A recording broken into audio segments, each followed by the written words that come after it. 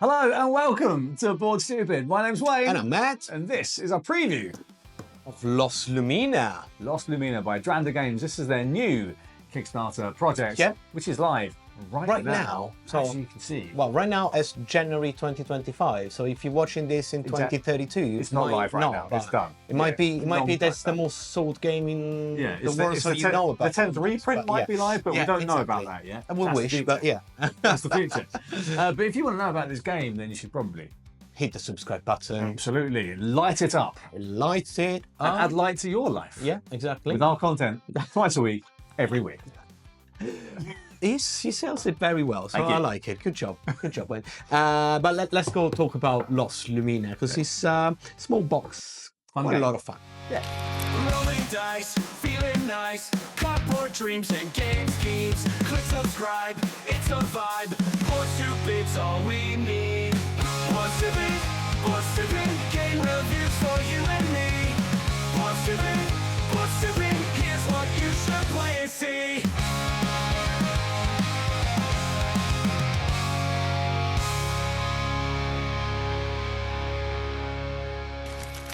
So, Matt, this is a two-player area majority game, area control card game, area control game by Dranda Games. Yes, same publisher behind Mutagen and there it is, and Galactic Crew. Yes, and recently Explorer of Navoria, which I love. Was in my top 10 in 2024. Fantastic. UK publisher. Yes, doing some really cool stuff, bringing some cool games to the UK market. Yes, and this is the next one that they are localizing in English. Yes, because is it a German? In German, I think. Yeah, absolutely. Known as Lost Light, I think. Lost Light, yes. But in for the UK market, it's called Lost Lumina.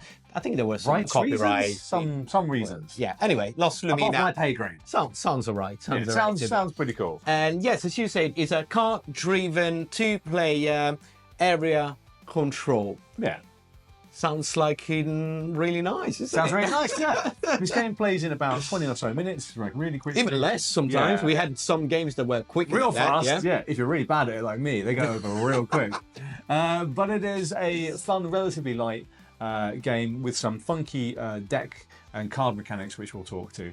In terms of the production, Matt, some of this is kind of near final, like artwork. Some of it isn't because the English cards and stuff aren't finalised yet, and the English box, yeah, we got a pre-production copies of the card. As the cards, the original ones are in German, and we can't read Germans, unfortunately. Right. So the English version is still, the guys are still working on it. So the final finish of the cards is going to be slightly different from what we got. But for the rest, the actual board and the meeples are pretty close to the final. And artwork wise, is this kind of like humanoid animal, anthropomorphic. That was the word. There you go, mate. Anthropomorphic, and everybody's kind of different. We got someone, it's like more like a piratey, someone like shamany. Yeah. So it's quite fun. If you like this kind of graphics, they're really well done. Yeah. Not my favorite as my taste, but I want gore and blood and stuff. So I do not make any. That don't take my point. But I think the artwork is pretty cute. It is. I don't hate it. I think it's pretty good. It's kind of something like Everdell, but a little bit more fantastic. I would say it's a perfect match between Everdell and the other games from Dungeon Games from Explorer of Navoria. Yeah, okay, absolutely. Kind of like mix the two styles, and you got something like that. Let's talk about the game, how this game plays. Yeah, okay, let's talk about how this game plays. It is a card-driven game, as you said, Matt, and actually it's quite simple in that way, because we said it's area majority, area control, as opposed to majority. You're going to be using these multi-use cards. Each card will have either a battle value or an action points value, and you can use it for one or the other, but never both. Never both, yes. If you use it for action points, well, that's great. You can put your troops on the map. Yep. You can move them around, which is great.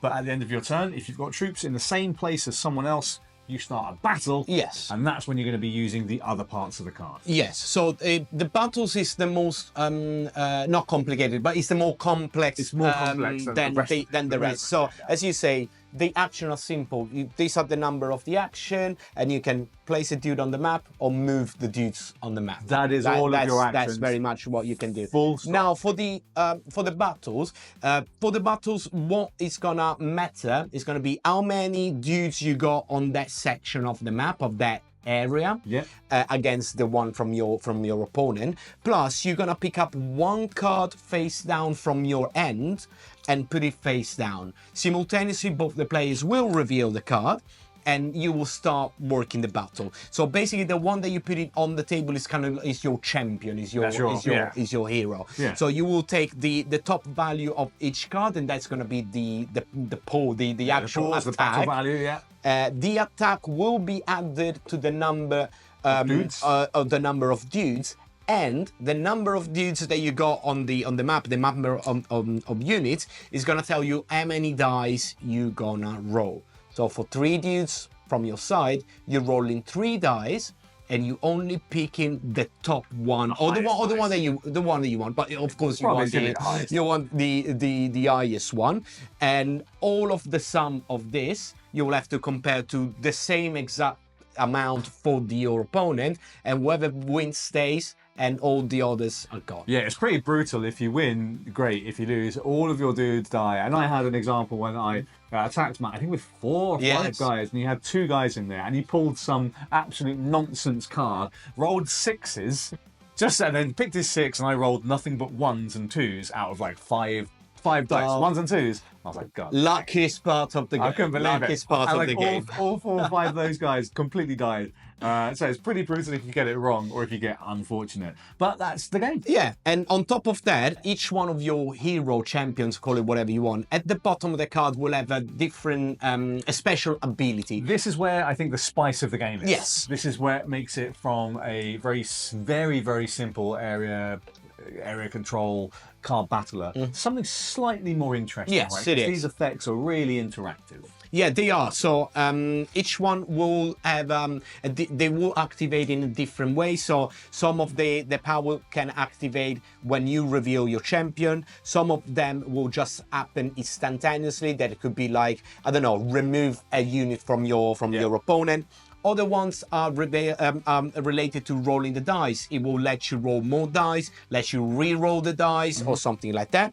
Then you got the battle ability ones. That's gonna be something more like, copy the power, the attack power of your opponent, or swap the attack power, or some shenanigan like that. Yeah. And the last one, the 5th one, is going to be winning condition. So if you win the battle, you get to do something else. That will be adding more troops or removing more troops or all sorts of things. All sorts of things, absolutely. There is a deck of completely unique cards with unique combinations of powers plus action points plus battle value, which is great. So the game encourages replayability to learn the decks and play with your. Because there are not that many cards, and each player at the start of the game picks up 10 cards in a very interesting drafting easy draft. way. Yeah. So drafting 2 at a time. Yeah. So you pick up 2 from the deck and you pass 1 to your opponent, and your opponent does the same.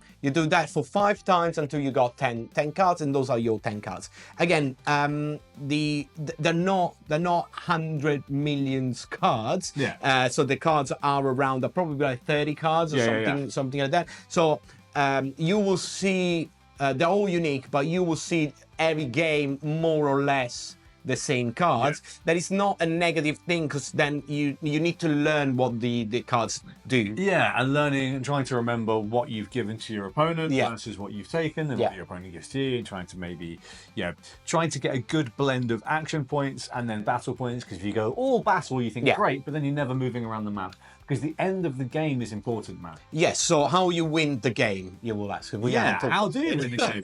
You win the game in 2 ways. Either you completely blitz your opponent off the map. Like slaughter. You win. You complete slaughter, That's you why win. there should be blood and gore in this guy. Slaughter. Or, alternatively, you run out of time, which is basically all of the cards have been spent. Yeah. Then it's the person with the most bodies on the map. Bodies equals points in this. Yes. Plus, an interesting thing because each of the 3 areas, each region, 3 regions are divided in 3 areas. So if you control the majority of that region, so 2 out of 3, the points of the unit in that specific area will be double. So it's an interesting way. The game could be, as you say, very short or a little bit longer. That depends on how aggressive the game goes. Because again, every turn you play a card for the action, and then if you instigate a fight, you will play another card. Yeah. That means that if there is a fight in every single turn, like 5 rounds. You play five cards at the plus. Yeah, the game is it's not a long game. It's only ever going to be around 20 minutes, I think, at the most. And it's really good. And on top of that, what we were saying earlier, this game makes it perfect to bring it around as well. Because it's not the smallest box. We're not talking about the Oink Games styles. It's pretty small. Yeah, and at the end of the day, the map folds in half. We take this off. Yeah. So you can close it and you don't need the second part of the map. Just to put your discard the second pile. part of the board is the discard pile. So you just need the main one. The rest is cards and dice. So you could probably play this on the train pretty comfortably. Yes, right? I think it's kind of like train table game. Yeah, yes, absolutely. In terms of criticisms, Max, I think we did have fun with this game for sure. I mean, certainly I was smiling all my way through. It was a giggle.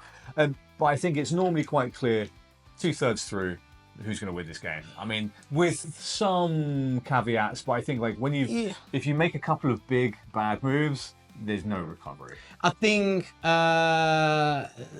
Wayne is saying it just because he lost every game. I lost every game. No, I see what you're saying. But luckily, it's short enough to not matter. I think that gets compensated the more you know the games and the cards. Maybe. So if you know what cards I gave you, if I know what cards I gave you, I know that at a certain point of the game, if you haven't played that card, is most likely that is the one that's gonna come out.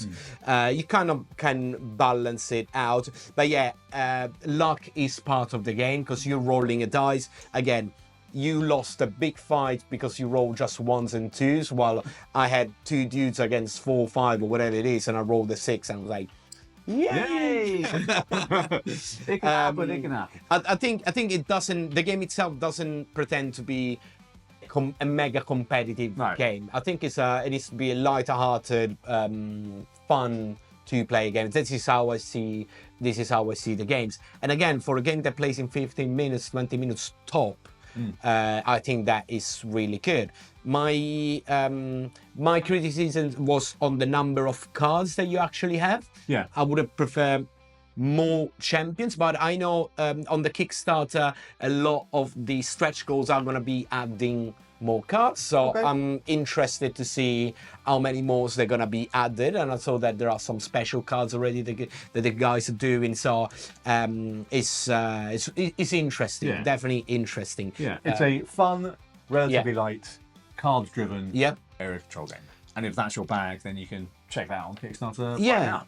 And another thing that I will add is that I see this game you can play with a younger audience as well. Yeah, I think so. With younger kids, you could use this game to introduce them to area control or more complex card games, right? Or those any games that are card driven, or when you start to look at games like deck building or anything with an open draft or anything like that. It could be interesting. It could be interesting for them. So if you got like a younger audience, that could be really good. Yeah. And the other big selling point of the game is that the all-in version on Kickstarter, we're talking about £29, British pounds. Pretty cheap. Is pretty good. It's probably one of the lowest Kickstarter things I saw in the last few years. Yeah. And it's all there. You're getting the nice meeples, you're getting the maps, you're getting the nice cards. It's high value for the price. Yeah, well there we go. So that was our preview of Lost Lumina by Dranda Games on Kickstarter now, man. Yeah, You can see right now. Link is below. If you're interested, definitely go have a look. And again, pricing point is really good. If you're slightly interested, go and have a look. And the guys have some nice videos and stuff that explain the game even better than what we did. Yeah, yeah. If you can even imagine that. But they do. So some great stuff on the Kickstarter. Do go check that out. And if this is your bag and you like two-player games and you want a lighter one to add to your collection, maybe to play with a younger son or daughter, then this might be an option for you. Oh, one thing that we forgot to say is that the rules are finished. This is the game. It's a complete game. It's done. So it's not. You're not going into a in production halfway through game. Yeah, exactly. A complete piece of paper instead of a rule book. There is an actual rule book, and the rules are pretty. It's good. Well. Rules are great. No issues there. 100%. Good point. This is a complete game. But yeah, if you liked this video, then you know what to do, which is hit the like button and also the subscribe button. Please. Definitely do that, please. If you like that, if you like to see more previews, then please let us know in the comments below what game you'd like to see us preview next, and if this Lost Lumina has tickled your fancy. Yeah. Check out the rest of our videos, and we're going to catch you again real soon. Ciao.